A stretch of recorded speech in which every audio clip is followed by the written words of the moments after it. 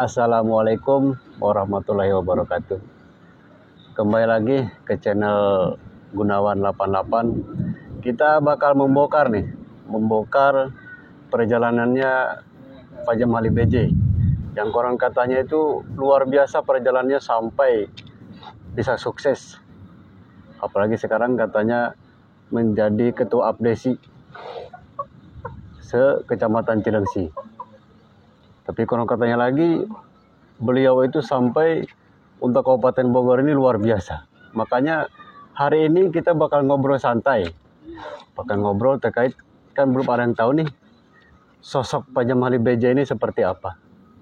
Kita perkenalkan dulu. Tapi sebelumnya saya mohon maaf sudah mengganggu waktunya nih, Pak Jamali. Saya perkenalkan, saya Gunawan. Gimana, sehat Bapak? Alhamdulillah. Ya. Alhamdulillah di siang menjelang sore ini. Ya. Terima kasih. Perkenalkan, nama saya Jamali BJ. Ketemu dengan Pak Gunawan, Kang Gunawan dari Gunawan Channel 88. Iya, Gunawan 88. Gunawan 88 ya, Channel. ini sudah dipakai, Pak. Siap. Oh, jadi sudah dipakai. Terima kasih atas supportnya, Bapak. Ya, terima kasih atas kunjungannya juga. Kalau bicara tentang apa ya, mungkin perjalanan hidup, karir, dan kesuksesan, ya sebenarnya pada prinsip sama saja. Dengan orang-orang yang mungkin sukses, di balik sukses itu awalnya banyak penderitaan lah, banyak perjuangan. Saya juga saya berasal dari keluarga biasa saja. Seorang petani, saya juga kadang-kadang orang tua dagang kecil-kecilan gitu. Iya, Pak. Saya alhamdulillah pendidikan dari mulai SD, SMP sampai STM di Bogor. Kalau dulu kan jarang sekolah. Betul. Yang sekolah pun jarang. Terus kebiasaan Bapak nih lagi SD, katanya tuh dari teman katanya, bahkan kebiasaan Bapak Jamal itu agak sedikit bangor katanya kalau bahasa Sundanya. Itu gimana sih, Pak, itu, Pak? Gitu. Ya, sebatas kenakalan mungkin, kenakalan anak-anak. Itu jadi waktu bermain ya sama aja lah. Biasa ada yang orang lain tanam singkong atau ubi, kita curi ubinya gitu. Soalnya waktu itu kan nggak ada makanan yang kayak burger kayak apa sekarang. Ya itu sempat juga saya waktu kecil dagang nyuhun. Oh iya, nyuhun itu kan orang tua itu ya, kue bener. Di situ banyak saya udah belajar ekonomi di situ dagang. Cuman harus setor ke yang punya dagangannya. Kalau dibilang nakal sih enggak ya. Oh, itu kayak nakal sekarang. Iya, benar-benar. Kayak tawuran segala macam. Ya kalau ada yang ini baru kita. Benar-benar. Terus itu, Pak, katanya sampai ada yang bilang lagi katanya perjalanan Pak Jamal ini sangat luar biasa perjuangannya sampai kayak naik ke atas itu katanya itu kan, itu gimana itu? Sama nggak begitu ini juga, itu mungkin pendapat orang. Tapi emang saya rasakan itu tadi ketika kita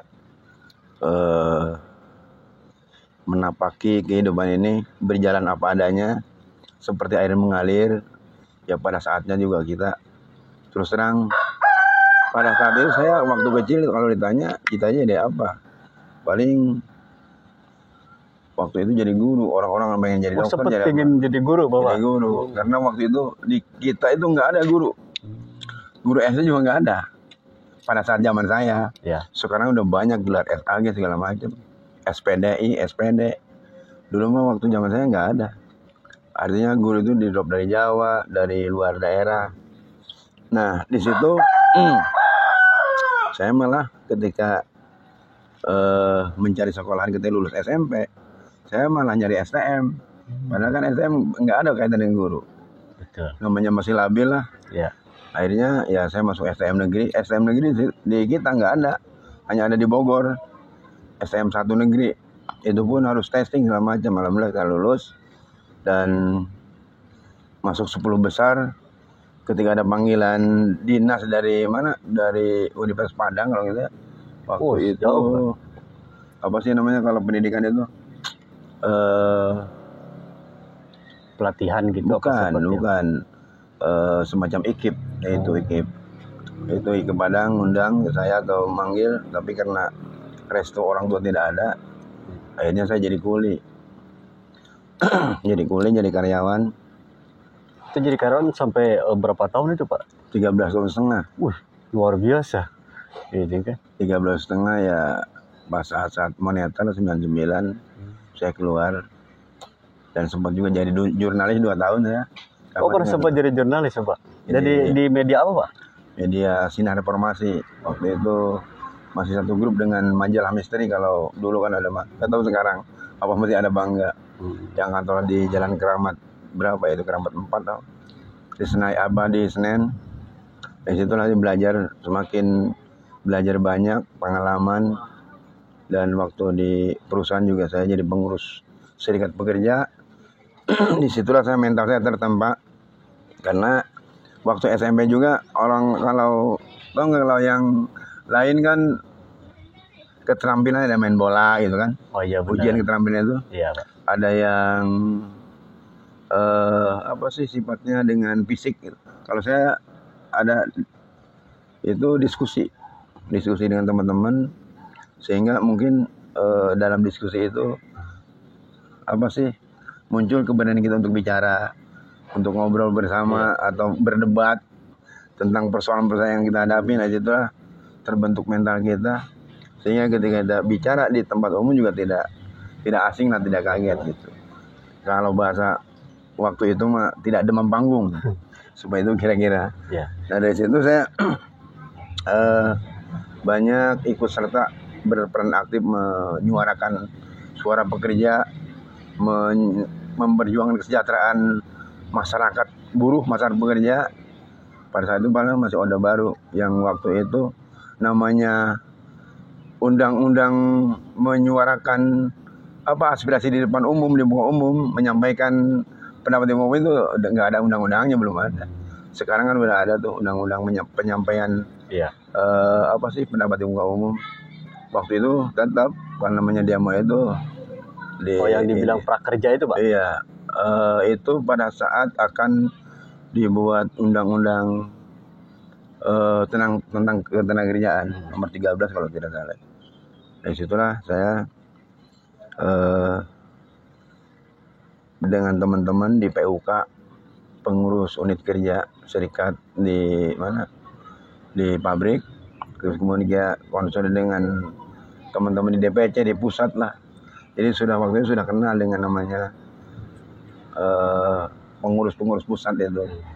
Bahkan ketika demo masih zaman Orde Baru masih ketat, masih dianggap sesuatu yang tabu, kita udah melakukan demo itu. Bagaimana menyuarakan kepentingan pekerja untuk kesejahteraan pada saat zamannya Marsina terbunuh, nggak sampai sekarang belum terungkap. Nah itu kita udah mulai gerak Kang Gun. Jadi kita ikut di situ ya, di dalamnya memperjuangkan itu. Berarti artinya berangkat ke Senayan lah. Berarti termasuk sosok paling orang berani juga ya, karena kan dulu katanya sampai ada sistem culik itu Pak. Iya. Itu tahun 2000 berapa itu katanya sistem culik katanya. Itu iya di zamannya sebelum reformasi. Sebelum reformasi. Ya, tapi di situ Bapak sudah berjuang gitu kan, menyuarakan untuk masyarakat, ambil biar apa sih namanya itu teh, biar dapat lah, dapat ininya gitu kan, haknya gitu kan. Luar biasa berarti Bapak. Dan disitulah saya saya juga nggak menyangka kalau sampai sekarang posisi saya jadi kepala desa. Artinya itu juga Pak, gini Pak, itu sebelum jadi kepala desa itu apa motivasi dari keluarga, apa dari rekan-rekan, seperti apa sih itu Pak, kok bisa sampai mengabdikan untuk negara gitu kan, menjadi kepala desa lah gitu, itu gimana sih? Awalnya karena tadi itu kita selalu berhubungan dengan kepentingan umum, kepentingan masyarakat gitu kan. Semacam contoh tadi, saya mewakili karyawan untuk menyampaikan aspirasi, saya mau ke manajemen, kemudian ada bentuk sosial yang sekiranya masyarakat apa sih yang dibutuhkan oleh ini semampu saya. Iya. Selain memang mungkin real atau gerakan nyata juga semacam informasi pun saya sampaikan. Artinya itu ketika kita berhubungan langsung dengan masyarakat, pada saat kebutuhan masyarakat itu saya memahami betul. Waktu itu juga awalnya saya masuk tahun 2000 itu zaman BPD dipilih. Nah itu alhamdulillah saya terpilih jadi BPD. Dulu kan BPD dipilih kayak Pilkades. Alhamdulillah saya masuk ke situ, anggota 15 orang. Setelah saya pada saat saya jadi media, jadi jurnalis itu, saya melihat di kawasan ini banyak pabrik, banyak perusahaan, tetapi orang setempat kok tidak mendominasi. Paling satu pabrik 1 orang, 2 orang. Nah disitulah saya ngobrol dengan teman-teman. Ya. Kok seperti ini, kita ini menjadi penonton doang. Betul. Gitu kan. Nah terjadilah puncak kesepakatan dalam arti untuk mendemo kawasan. Alhamdulillah tahun 2000, masih ingat saya 2000 bulan Juli itu kita ngadain demo. Disitulah saya sebagai juru bicaranya menyampaikan suara dari masyarakat, dari teman-teman dengan perusahaan. Lagi posisi menjabat jadi BPD itu Pak? BPD waktu itu. Luar biasa berarti Bapak. BPD, terus saya masuk jadi sebentar jadi kalau tidak waktu itu saya jadi sekretaris LPM. Oh dari BPD itu lari ke sekretaris LPM. Sekretaris LPM berapa tahun itu Pak? Ada 2 tahun malah. 2 tahun. Tahun berapa itu? Tahun 2000-an. 2000-an.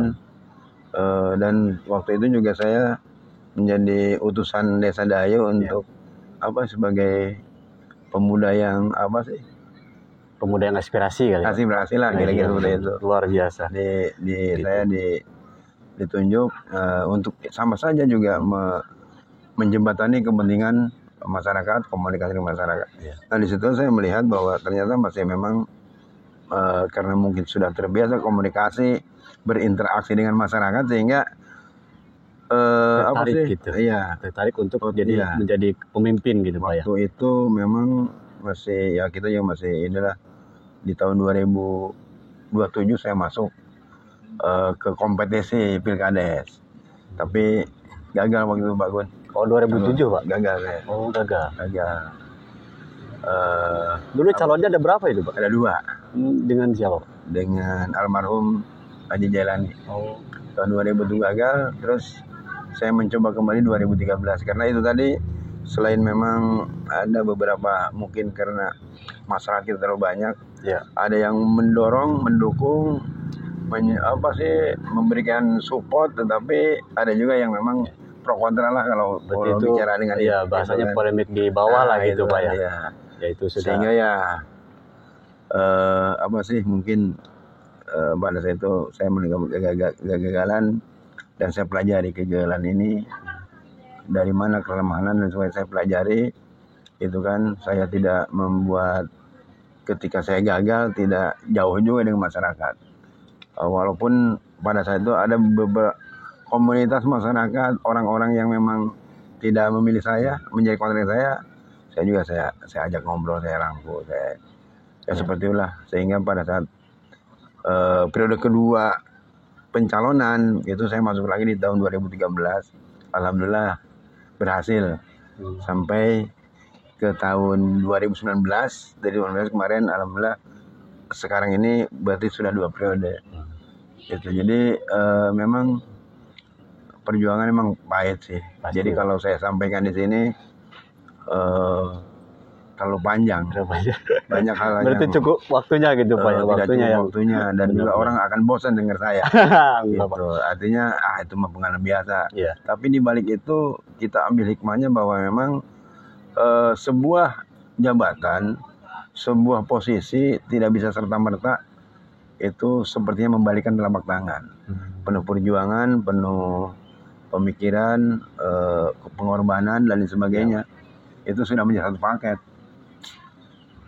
Itu. Terus Silakan diminum ini. Iya, Jadi Pak. jadi kita Benar, biar seger Pak ya. iya, Biar itulah. nggak tegang Pak ya. Hmm, Pemirsa, kita dikasih kopi pahit nih Dik sama dulu. Pak Lurah biar katanya seger pemirsa. Jadi Pemirsa yang budiman. walu merokok dulu. Oh, merokok dulu. Oh, siap. Siap.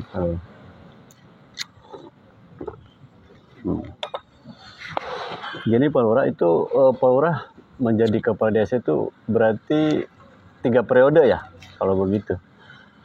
Cuman Bukan. keselang sekali apa Periode gimana? artinya 3 kali. Oh, 3 kali ya. Beda. 3 kali pemilihan pilkades gagal 1 kali. Oh, Itu betapa pedihnya kegagalan itu. Karena berbeda dengan jabatan lain kalau di pilkades. Karena kita berbenturan langsung dengan masyarakat, berhubungan dengan masyarakat, setiap hari ketemu. iya. Jadi ketika orang-orang yang tidak milih kita itu gimana gitu itu ya. Apalagi yang lihat orang yang berkhianat, waduh. Sangat perih kali Pak ya. Ya rumus dada. Iya, benar-benar. Apalagi kalau katanya begini, katanya untuk warga di desa Bapak itu katanya kultur warganya itu ada mungkin lebih kebanyakan 60% itu orang-orang berani gitu kan. Itu katanya itu gimana sih Pak? Ya. Itu kan cara mengantisipasinya gitu Komunitas kan. itu kan mungkin di semua desa ada.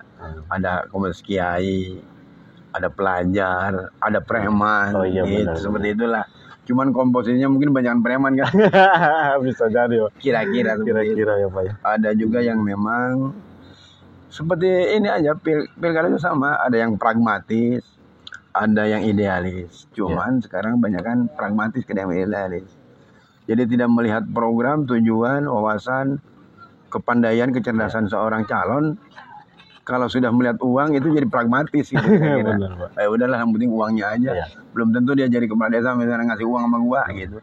Tapi kan tidak begitu, tidak sampai di uang. Sebenarnya karena apa? Saya melihat desa Daya ini dari mulai kategori masuk desa IDT zamannya Pak Soeharto Orde Baru Iya. sampai kemudian berkembang sampai posisi ketika saya jadi maju dan akhirnya alhamdulillah jadi desa mandiri. Dan punten perlu diketahui juga bahwa desa saya, desa Daya saat ini itu masuk ke kategori IDM-nya, indeks desa membangunnya itu peringkat ke-1 di Kabupaten Bogor. Iya. Dan peringkat ke-4 di Jawa Barat. Nah ini yang selain memang menjadi kepuasan saya, kebanggaan saya, tapi itu juga di balik itu ada beban moral yang berat. Betul, pasti Pak. Yang harus kita sama-sama bahu-membahu melibatkan seluruh elemen masyarakat, partisipasi aktifnya dan sebagainya itu harus benar-benar kita bersinergi. Dari semua unsur yang tadi, ada yang komunitas ini atau kelompok-kelompok priai, kelompok ulama, kelompok kiai, kelompok preman, kelompok ini pelajar dan sebagainya gitu. Benar, jadi banyak Pak ya. Jadi banyak dari unsur-unsur itu yang mungkin kembali gimana kita cara mengantisipasinya, mungkin begitu aja Pak ya. Bagaimana cara mengantisipasi, berkomunikasi, bersilaturahmi terutama. Terus begini Pak, satu lagi nih, ini kenapa sih kok bisa dibilang itu nama Desa Dayeuh gitu kan? Mungkin Bapak mah kan karena lahirnya di situ di Dayeuh gitu kan sampai suksesnya mungkin apa awalnya seperti apa nih kok bisa dinamakan itu Desa Dayeuh gitu kan? Kalau dari bahasa Dayeuh itu kan artinya kota. Tapi kebetulan di desa saya itu ada namanya Dusun Dayeuh, Dusun Rawajamun, Dusun Rawailat, dan Dusun Babakan.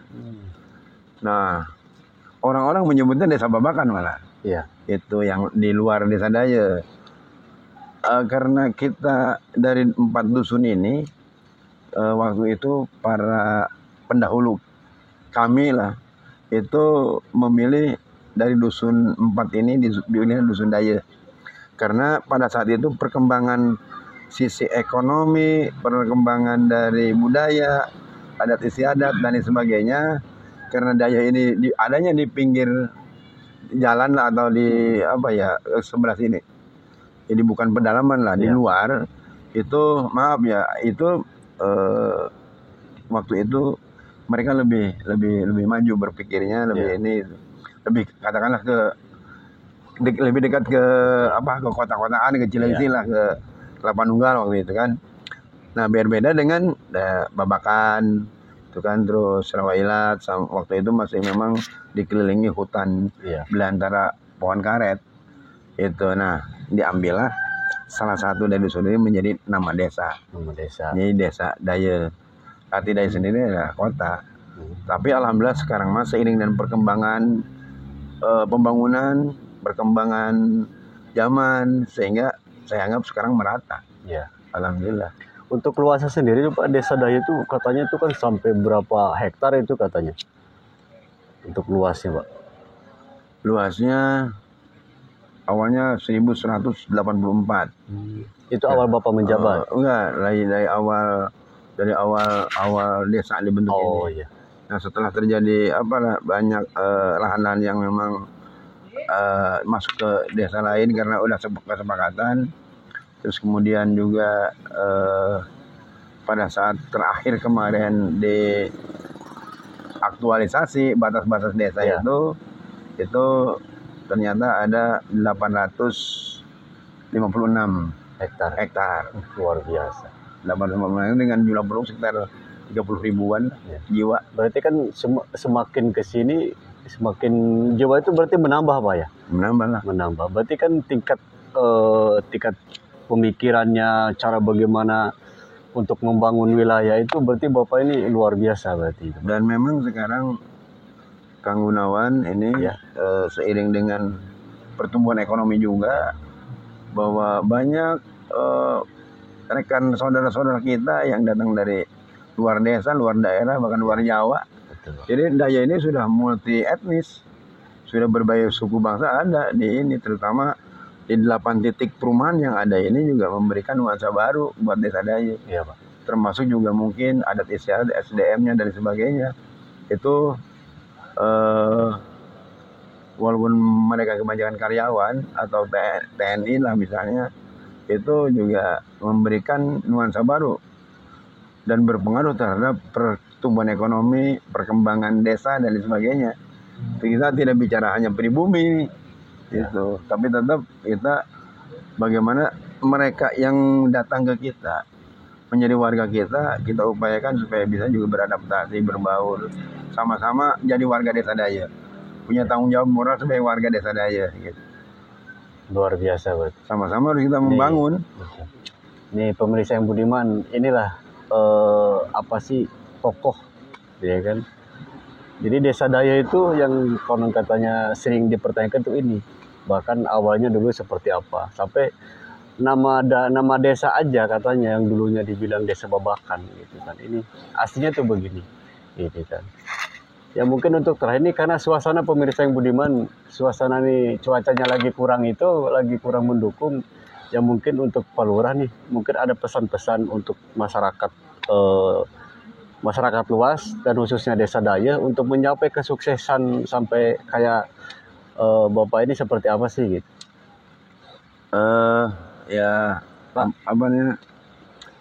Sukses itu relatif sebenarnya. Relatif, kita mulai dari keluarga kita, terus kemudian masyarakat dan seterusnya. Itu tadi itu membina keluarga, membina masyarakat tidak semudah saya bilang memberikan telapak tangan. Perlu keluasan, keuletan, kesabaran, dan kerjasama saling mengerti, bahu-membahu antara masyarakat dengan pemerintahan, antara pemerintahan dengan para tokoh-tokoh, alim ulama dan sebagainya. Artinya ulama dan umara harus bersinergi. Masyarakat yang lain juga bersinergi untuk bagaimana, karena kita dituntut desa ini sekarang desa membangun, bukan membangun desa. Artinya dari bawah kita membangun ini dengan itu tadi mungkin bantuan-bantuan dari pemerintah pusat, daerah dan sebagainya. Kita tata kelola di desa yang kita diberikan amanah ini oleh masyarakat, oleh pemerintahan yang lebih tinggi, dan juga tentunya oleh Allah Subhanahu wa Ta'ala diberikan amanah ini untuk bisa dipertanggungjawabkan. Itu tadi demi apa? Demi keselamatan dunia dan akhirat. Kalau dunia saya tidak selamat, walaupun dunia selamat, kalau akhirat tidak selamat itu sama aja bohong menurut saya. Dan ini sering orang mencibir ini, mampukah desa untuk melalui mampu seorang kepala desa? Ya kalau hanya sendiri tidak mampu, tapi bagaimana agar kepala desa mampu? Tentunya dibantu dengan ada sekdes tetap, perangkat desa, RT RW, lembaga yang lain yang ada di desa. Mari, termasuk peran aktif dari masyarakat. Begitu Kang Gun. Oke, siap. Terima kasih pemirsa yang budiman. Karena apa ya? Yang penting mah suasana lah. Jadi kurang fokus di suasananya karena kita di luar, ya kan di outdoor gitu kan. Jadi air itu langsung kena. Air itu langsung kena kita nih, meja aja sampai basah sebenarnya. Oke Budiman, mungkin nanti untuk season kedepannya kita bakal membahas terkait program dan cara penggunaan yang namanya ADD, BHPRD gitu kan. Istilahnya keuangan yang dikelola oleh desa. Nanti untuk season kedepannya. Oke. Pemirsa Budiman, terima kasih Pak Lurah. Ya, terima kasih atas waktunya. Kami sudah mengganggu waktu Pak Lurah juga. Cuman terima kasih luar biasa. Ternyata ini yang selama ini yang sering dipertanyakan dan siapa sih gitu kok sampai sukses sampai bisa IDM paling tertinggi di Kabupaten Bogor. Oke, terima kasih. Assalamualaikum warahmatullahi wabarakatuh. Waalaikumsalam.